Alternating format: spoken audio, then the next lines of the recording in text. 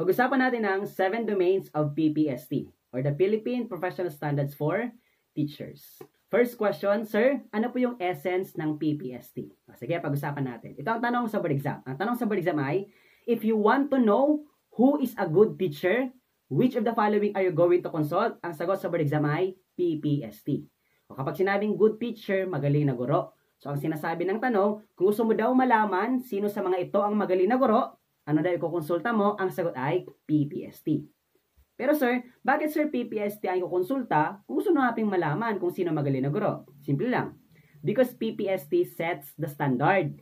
Kung gusto mong malaman kung sino sa mga ito ang magaling na guro, is either number 1, na abot niya ang standard, or number 2, mas mataas siya kaysa standard. E ano ba yung nag-set ng standard for Philippine teachers? Ang sagot ay the PPST, or the Philippine Professional Standards for Teachers. At may 7 domains ang PPST. Pag sinabing 7 domains, ito yung 7 basihan para malaman mo talaga kung magaling ang guro. First domain, content knowledge and pedagogy. So kapag sinabing content knowledge, ang pinakaunang basihan pala para malaman mo kung sino magaling na guro is content knowledge. It means you have to be technically good with your subject matter. Like for example, kung English major ka, magpagaling ka sa English, di ba? Alam mo ang mga basics and complexity of grammar. As much as possible, dapat magaling kang magsalita ng wika ng English.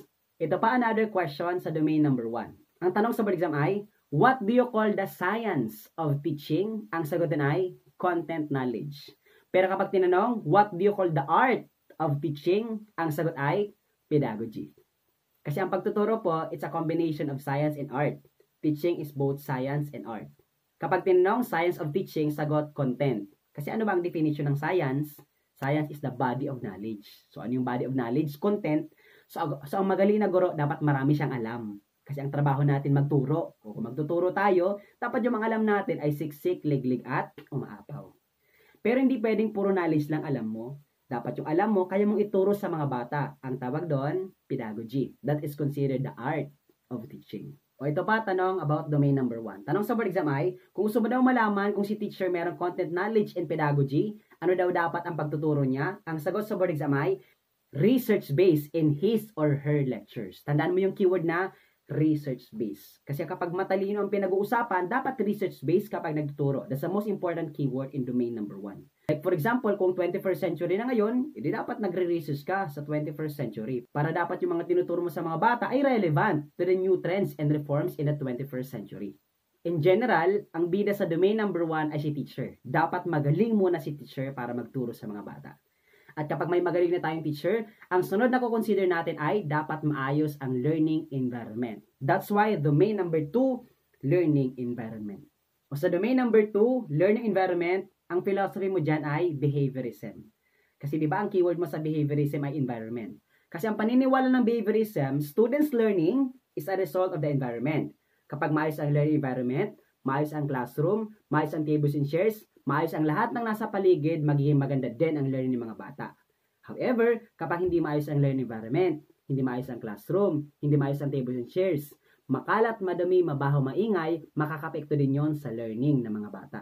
O ito ang tanong sa board exam about behaviorism. Ang tanong sa board exam ay, si teacher, palagi mo nang minimake sure na maayos ang classroom. Bago pumasok ang mga estudyante, ang tawag din ay classroom management. At basta classroom management, ang sagot sa board exam ay behaviorism. Kasi ang keyword mo dyan, safe, secure, and conducive. Dapat safe, ligtas, secure, walang threat, at conducive ang learning environment para maging maganda din ang learning ng mga bata. Gets ba yung teachers? O ngayon ganito. Di ba sa domain number 1, ang bida si teacher? Dapat magaling muna si teacher. Pero sa domain number 2, ang bida naman ay learning environment, kung saan nangyayari ang teacher learning process. Sir, bakit sir mas nauna ang domain number 1, content knowledge and pedagogy, kaysa sa domain number 2, environment? Simple lang. Kasi mas binibigyan ng importansya ang mga teacher. Mas importante ang teacher kaysa sa learning environment. Bakit? Kasi kapag magaling ang teacher, kahit saan man na environment mangyari ang teacher learning process, magiging maganda din pa rin ang learning ng mga bata. Gets ba yung teachers? Pero what more pa, kapag magaling na si teacher at maayos pa ang paligid, mas magiging maganda ang learning ng mga bata. Gets ba yung teachers? O, yung domain number 1, domain number 2, parehong preparation. Dapat magaling si teacher at maayos ang paligid. Tama? Kasi papasok na mga estudyante, domain number 3, diversity of learners. Ano? Sila ang bida talaga sa eskwelahan, ang mga bata. So, lahat ng ginagawa natin para sa bata. Question, from the word diversity. O, iba't iba ang mga estudyante. Question, problema ba na iba't iba mga estudyante? Yes or no? Ang sagot, hindi. Hindi yan problema. That is actually a strength. How are we going to capitalize the strength in the teaching and learning process?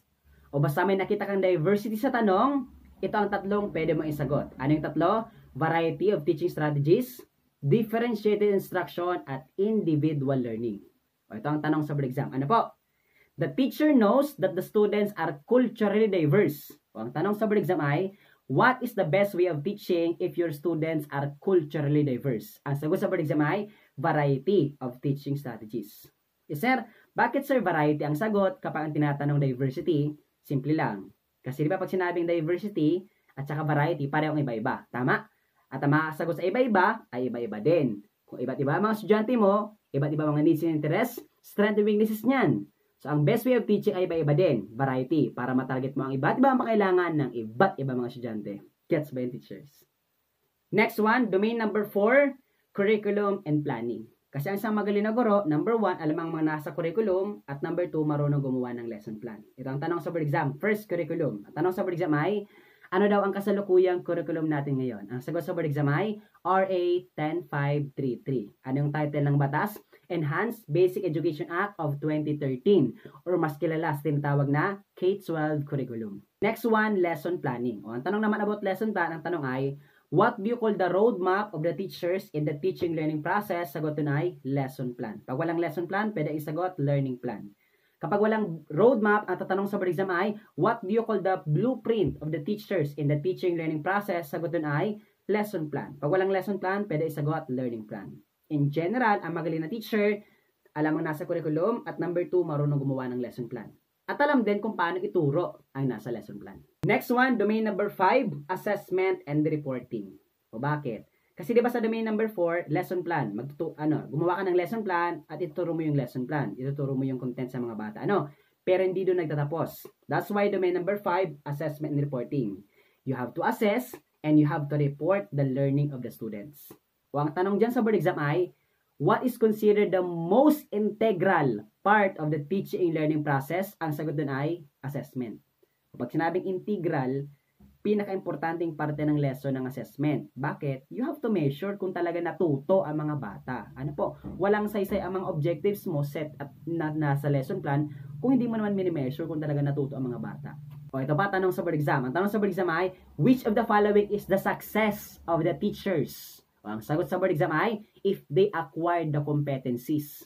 O ibig sabihin, pag sinabing if they acquire the competencies, kapag natuto ang mga bata, yan ang success namin mga teacher. O kaya kapag nanonood kayo sa video ni Sir Nestor, kapag natuto kayo sa mga tinuturo ko, so success na rin yun para sa akin. Masaya na ako doon. Ano po? O question, natututo ka ba? O sige nga, kung natututo ka, pakilike naman ng video, isang pindot lang yan. Next one, domain number 6, community linkages and professional engagement. O sir, anong ibig sabihin ng sir ng community linkages? Simple lang. Kasi yes, magaling ka, pero hindi mo kayang ituro lahat. Kailangan mo ng ibang tao para magturo. Saan nyo makukuha? Sa community. Kailangan mo ng mga linkages. Para kanino? Para sa bata. Yung connections mo, para yung sa bata. O like for example, grade 12 advisor ka. O di ba yung mga bata kapag grade 12 may immersion. O kapag may immersion, pupunta sila sa mga factories, sa mga industries. Ano po? So kailangan mong humanap ng someone in the society or in the community na experts na pwede magturo sa mga bata para matuto sila at mapalawas mo ang kanilang full potential. Next one, pag sinabi naman nating professional engagement, ito naman po yung mga laws in the teaching profession. Kasi ang isang magaling na guro, alam niyo mga do's and don'ts, should do and shouldn't do in a teaching profession. Kaya nga, number 1, meron tayong mga code of ethics for professional teachers. That sets the ethical consideration sa pagiging professional. Last, domain number 7, personal growth and professional development. Simple lang, kasi ang isang magaling na guro, always grow personally and always develop professionally. O, ang pinaka-topic dyan, CPD, Continuing Professional Development Act of 2016. O pag sinabi natin CPD, ito po yung mga seminars and webinars or trainings, programs, activities na inatin ng mga teachers to update our knowledge with the new trends and reforms in education. Kasi may mga pagbabago sa education at kailangan natin makasabay sa pagbabago. Paano tayo makakasabay? May mga CPD, may webinar seminars para equip ang mga teachers sa mga pagbabagong ito. O sige, i-recap ko lang yung 7 domains ng PPST. Okay po? First, domain number 1. Ano po? So yung domain number 1, content, knowledge, and pedagogy. Sinong bida doon? Si teacher. Pinakauna siya kasi siya ang pinaka-importanting factor para matuto ang bata. Ano? Kasi kapag magaling si teacher, kahit saan mo man yan nilagay, magiging maganda ang learning ng mga bata. Ano? Pinaka-keyword dyan, research-based. Kasi ang magaling na guro, research-based kapag nagtuturo sa mga bata. Next one, domain number 2, learning environment. Kasi factor din para matuto ang mga bata, learning environment. Kasi naniniwala tayo that students' learning is a result of the environment. Pag maayos ang environment, maayos ang classroom, maayos ang lahat ng nasa paligid, magiging maganda ang learning ng mga bata. Behaviorism approach, classroom management, palaging sagot, behaviorism. That is learning environment. Ano po? Kapag nakahanda na yung dalawa, magaling na si teacher, maayos na yung paligid. Domain number 3, papasok na ang bida sa teaching and learning process, ang mga estudyante. Keyword dyan, diversity of learners, diversity. At basta diversity, tatlo lang. Differentiated instruction, variety of teaching strategies, and individual learning. Or pwede din contextualized learning. Next one, domain number 4, curriculum and planning. Kasi sa magaling na guro, alam mo nasa curriculum at marunong gumawa ng lesson plan at alam kung paano ituturo ang kanyang lesson plan. Pero hindi pa doon magtatapos. Domain number 5, assessment and reporting.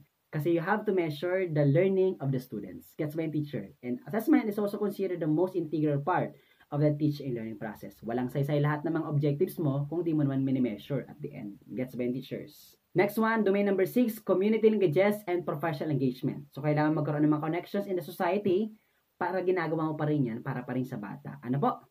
And finally, number 7, personal growth and professional development. Kasi once a teacher, forever a learner. So, ang batas, CPD law. Ito yung mga webinar seminar na inatin ng mga teachers to always grow personally and always develop professionally. Pero tayo nag-grow, nag-develop, hindi tayong bida, ginagawa natin yan para sa bata. So, 7 domains ng PPST, 7 basihan para malaman mo kung sino sa mga ito ang magaling na guro. By the way, Philippine Professional Standards for Teachers. Pag sinabing standards, sandaan mo, sagot sa board exam, minimum requirements. Ang mga standards are minimum requirements. Minimum na yan. Ano po? Pero we don't settle for less. Gusto natin, mas magaling tayo para the best version ng mga teacher ang makita ng mga estudyante. Gets ba yung teachers? These are the 7 domains of the PPST. Yun na muna ang pag-uusapan natin sa gabing ito. Ano? Sana natuto ka sa gabing ito. Ano po?